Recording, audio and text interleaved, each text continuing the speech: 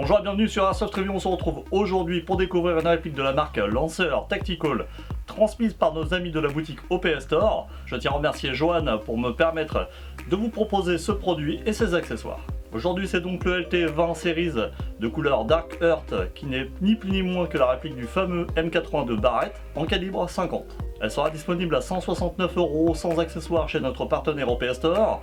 Comptez 25 € pour le bipied en polymère et 89 € pour celui en métal, 14,90 € pour la poignée et 69,90 € pour le kit de conversion CO2. Vous recevrez le LT20 dans un emballage cartonné assez sobre mais suffisant pour le transport de la réplique. La réplique est ensuite maintenue en deux parties dans les logements en polystyrène pour lui éviter de bouger.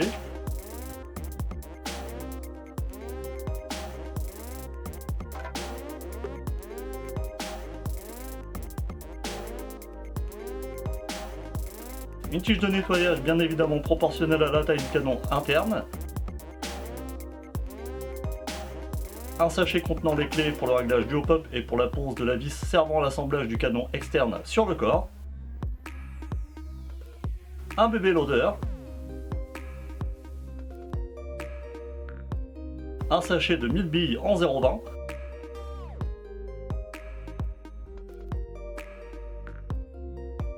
On a la documentation dans une pochette pour l'utilisation du produit, mais également des stickers et un patch PVC Lancer Tactical.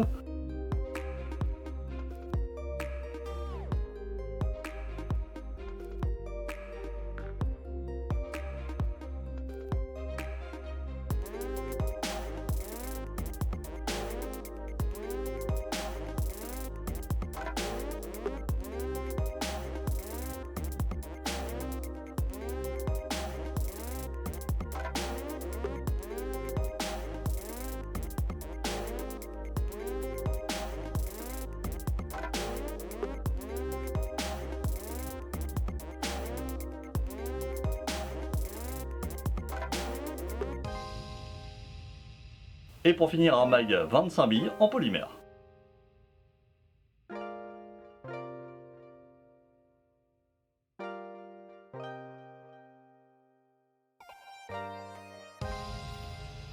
Le LT20 est donc la réplique du M82 Barrett en calibre 50, mais cette fois avec un poids nettement amélioré grâce à sa fabrication en polymère, pour une grande majorité à l'exception du canon externe qui est en métal.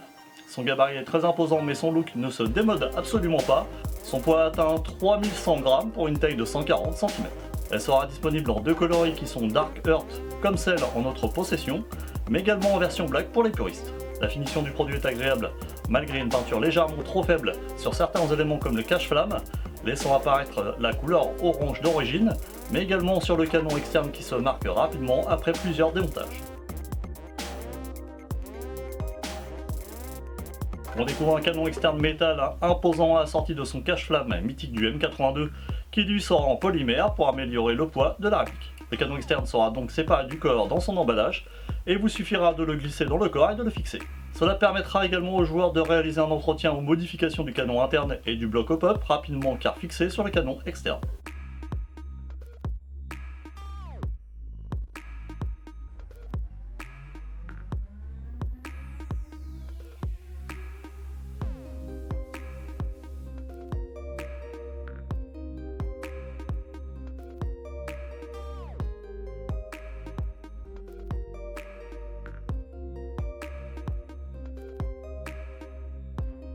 On trouve le gardement en polymère équipé de son Picatinny également en polymère.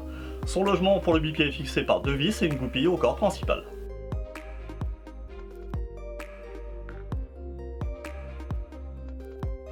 Ensuite on a le couvre-culasse démontable pour accéder à l'interne de la réplique et cela grâce aux deux goupilles rapides. Elle est équipée d'un long rail Picatinny en polymère sur le dessus pour la pose d'une lunette de précision.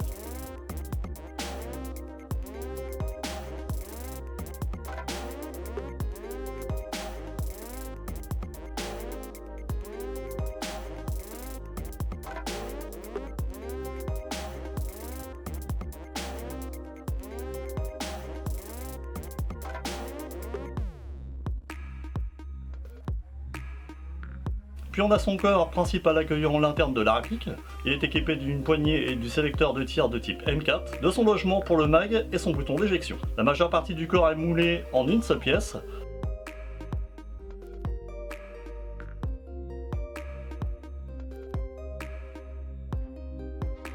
Pour la mise en fonction de la réplique, on a le levier de rechargement en polymère fixé sur le cylindre interne. On aura peut-être préféré un levier en métal pour éviter les potentiels casses comme le proposent certains modèles de SVD. On a les marquages de la marque mais également un petit rappel sur l'origine de cette réplique, comme le stipule le marquage Galaxy. Sur l'arrière de la réplique, on a le talon de crosse en caoutchouc inclinable pour permettre le démontage du couvre-culasse via la goupille arrière.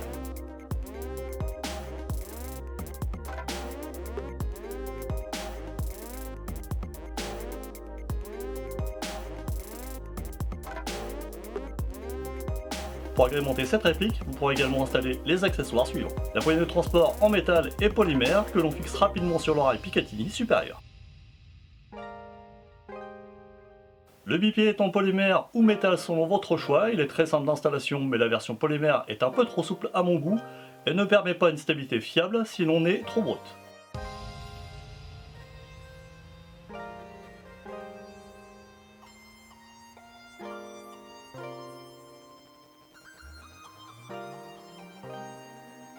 Elle est donc équipée d'un canon interne de 500 mm de 6,05 de diamètre, monté sur un bloc au-pop propriétaire mais réglable. Le canon interne est compatible avec les canons et joints au-pop d'AEG.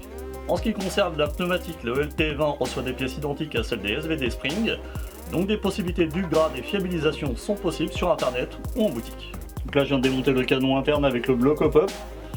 Je vais mesurer les 500 mm donnés par le fabricant.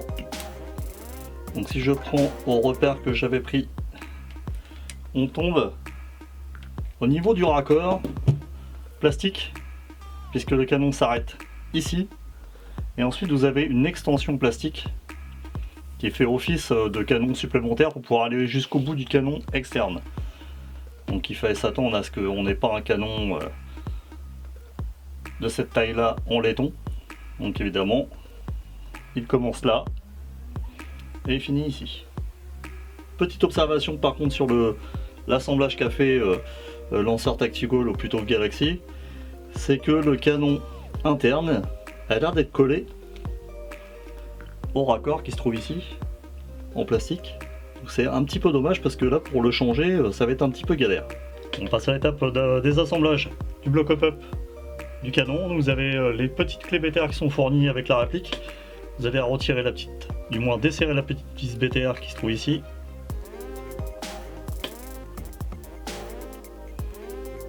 Et ensuite, vous pouvez faire glisser la partie sur le canon.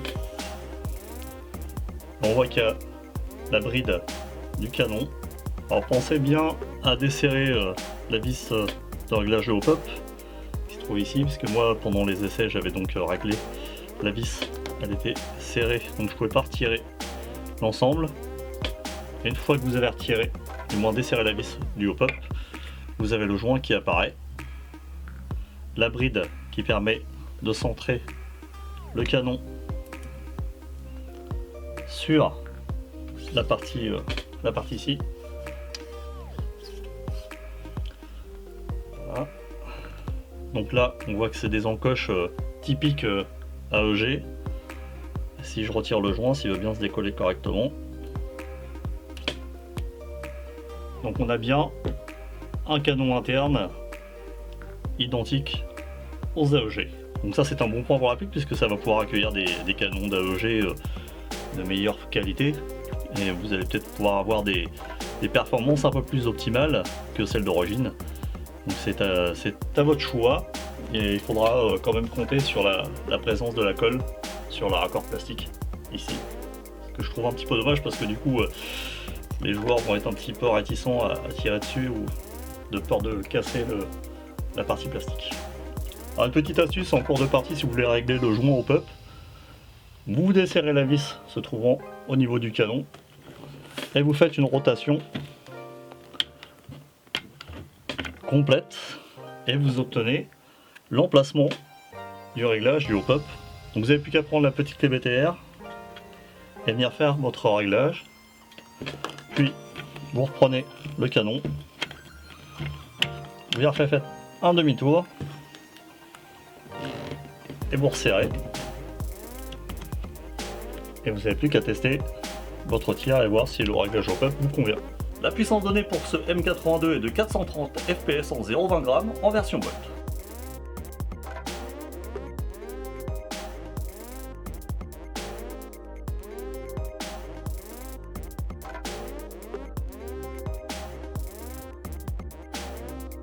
Nous avons reçu également un accessoire qui pourra intéresser certains d'entre vous, mais qui sera surtout destiné aux joueurs étrangers, c'est le kit de conversion en CO2. La puissance que développe ce kit sera trop élevée pour une utilisation en France, à l'exception pour réaliser des tirs sur cible uniquement. Donc là on passe à la deuxième étape, ça va être le désassemblage de la réplique. Pour accéder à l'interne, puisque là aujourd'hui on a le kit CO2 qui nous a été fourni avec, donc ça vous permet aussi de voir comment changer le kit d'origine par un kit CO2, ou voire même à changer les pièces internes par des pièces qui seront compatibles SVD Spring. Donc là pour ce faire, très simple, vous avez la goupille avant que vous retirez, la grosse goupille arrière qui est un peu plus dure. Vous faites glisser la partie après avoir retiré le talon. Donc la partie supérieure va glisser toute seule et simplement. Et là vous avez la partie interne qui est visible. Donc là pour pouvoir démonter l'intérieur, vous n'avez pas besoin de démonter toutes les pièces de la réplique, le garde-main comme moi j'ai pu le faire la première fois parce que je ne savais pas du tout comment il se démontait. Et ça va être hyper simple. Vous prenez le guide ressort arrière, du moins le support de guide ressort arrière qui est identique au SVD. Vous prenez et vous le tirez vers l'avant de la réplique. Vous le sortez du logement.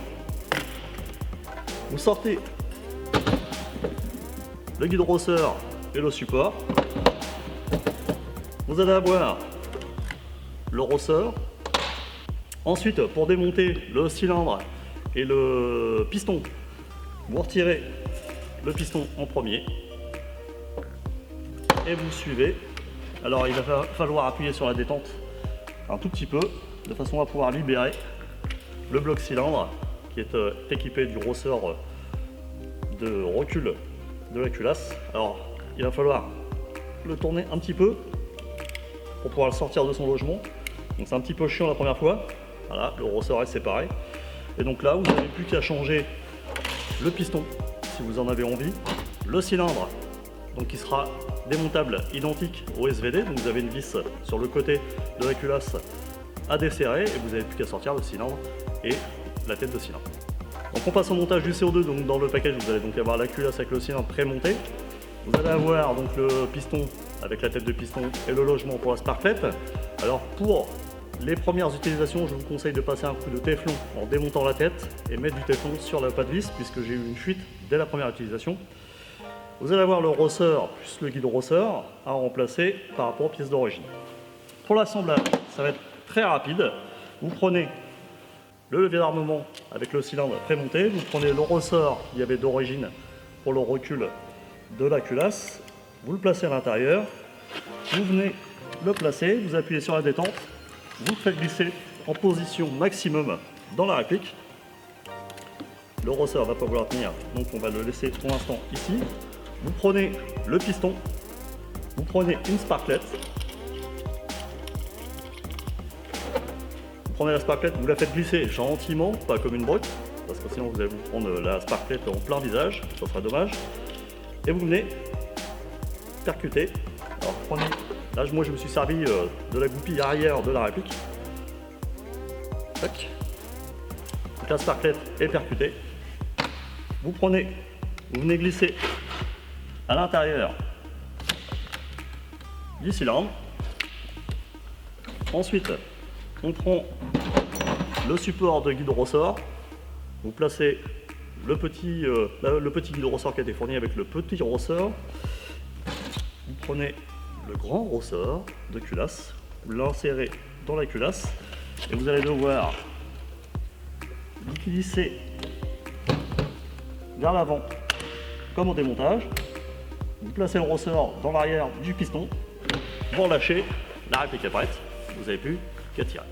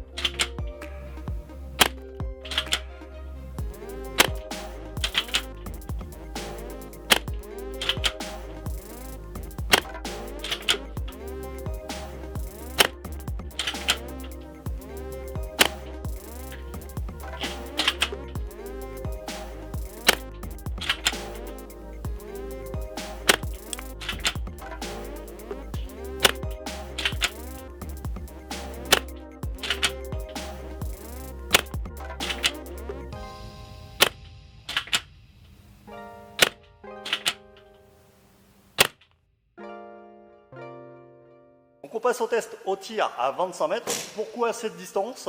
Alors quand moi je vais jouer sur les associations dans ma région, la distance max de tir au snipe à 450 fps max bien sûr est de 25 mètres. En dessous on passe au PA. Donc là je vais tirer pour voir un petit peu la précision à cette distance à 25 mètres sur mannequin à la bille 0,36. On y va tout de suite.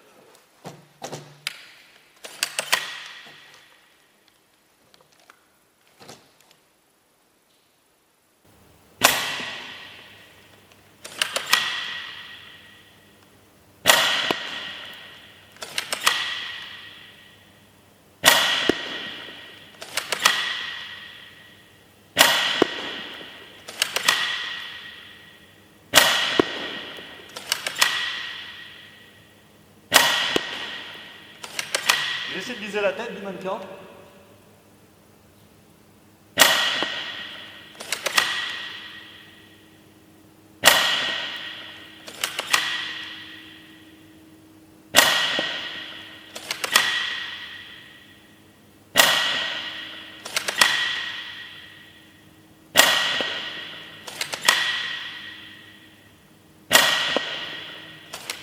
On va essayer de tirer au niveau du cœur.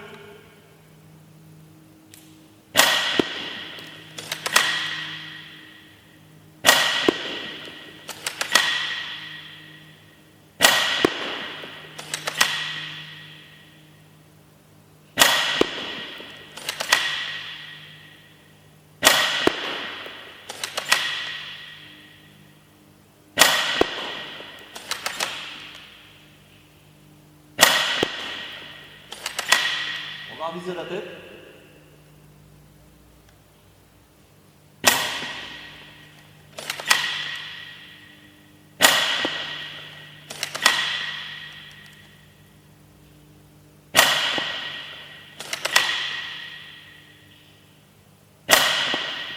Donc là par contre, vous avez bien vu qu'au niveau du rechargement, l'effort n'est pas trop difficile à faire. Le ressort, c'est pas un ressort de camion qui a été monté dessus. Donc on a assez de facilité à tirer le levier d'armement.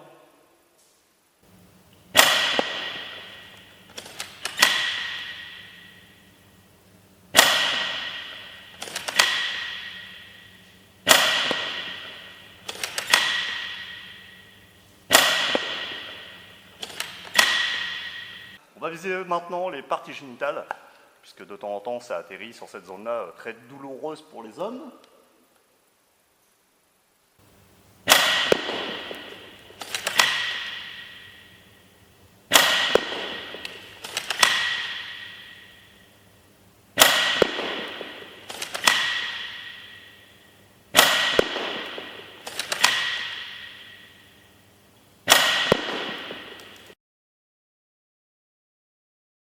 Donc on passe à un tir à 60 mètres, toujours en 0,36. Alors les essais qu'on a pu faire, on atteint vraiment les 60 mètres, mais ça sera vraiment la distance max que pourra donner le joint au pup d'origine, sachant que c'est bien un joint au pup compatible AEG.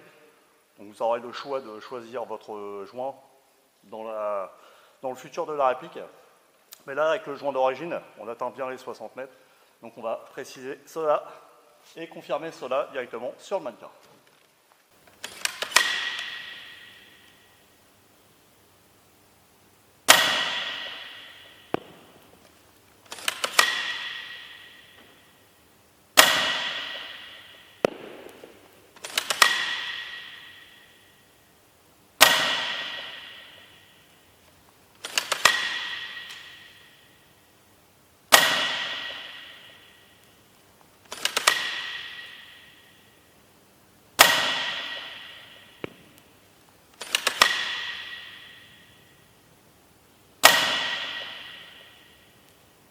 Il y a un peu de buée qui se forme sur les lunettes.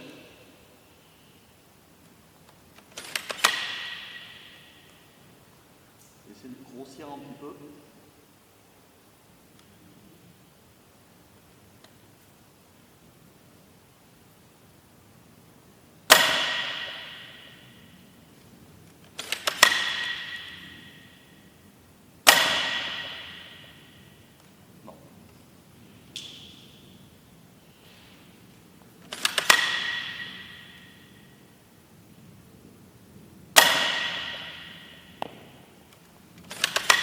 touche la partie basse du mannequin, donc c'est vraiment qu'on est en bout de course de la bille.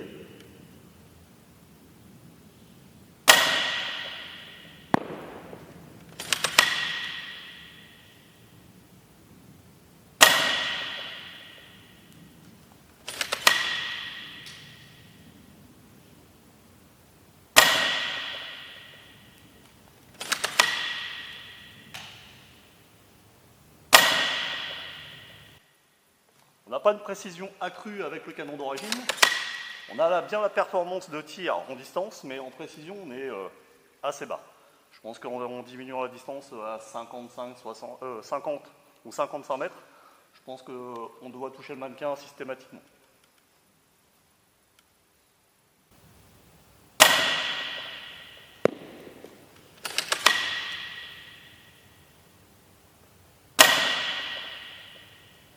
Je passe soit à gauche, soit à droite.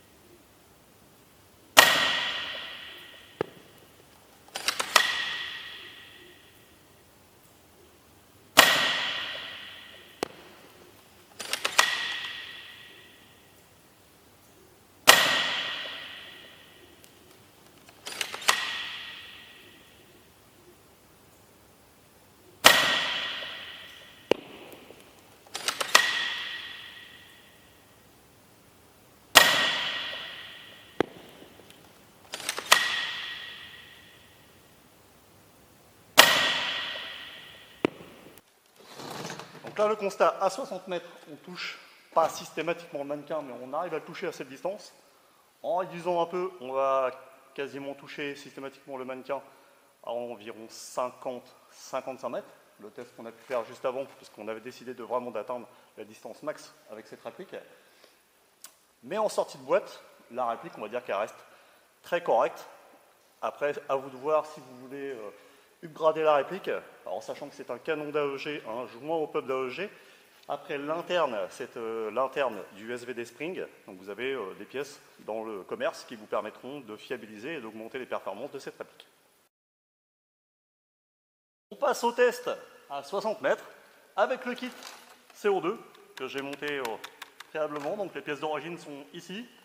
J'ai mis une sparklette, là, donc j'ai fait une dizaine de tirs à peu près pour voir un petit peu ce que ça donnait à cette distance.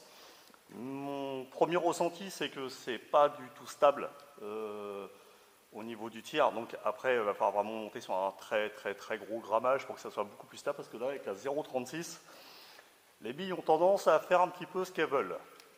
Donc là, on va tester sur mannequin, on va voir ce que ça donne, et que vous ayez un petit peu l'aperçu du rechargement. Donc là, avec un doigt, je charge la réplique. Voilà. Donc on y va tout de suite sur mannequin à 60 mètres en 0,36. Donc là, je garantis rien.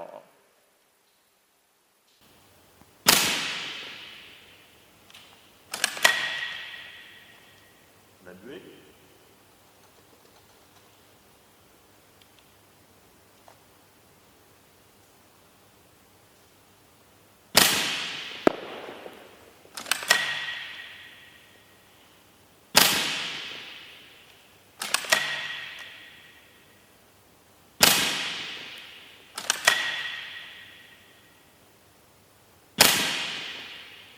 Ça passe à gauche, ça passe à droite, Ça dépasse les 60 mètres, il n'y a pas de problème là-dessus.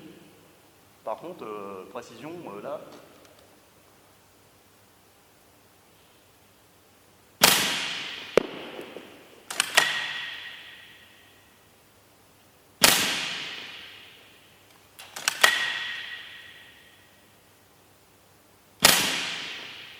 Là, la bille est partie d'un seul coup vers le bas.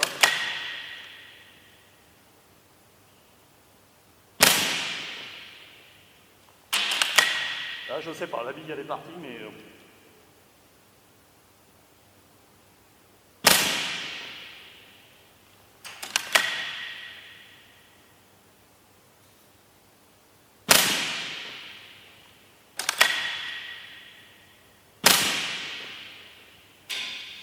Je vois plus du tout la bille.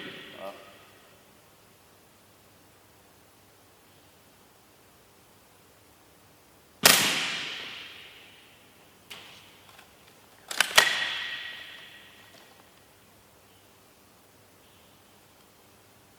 Alors je ne sais pas si c'est mes yeux qui me font des tours.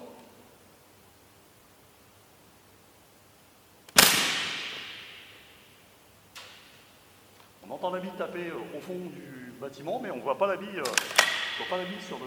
Je vais viser la porte noire sur le côté pour voir un petit peu la trajectoire.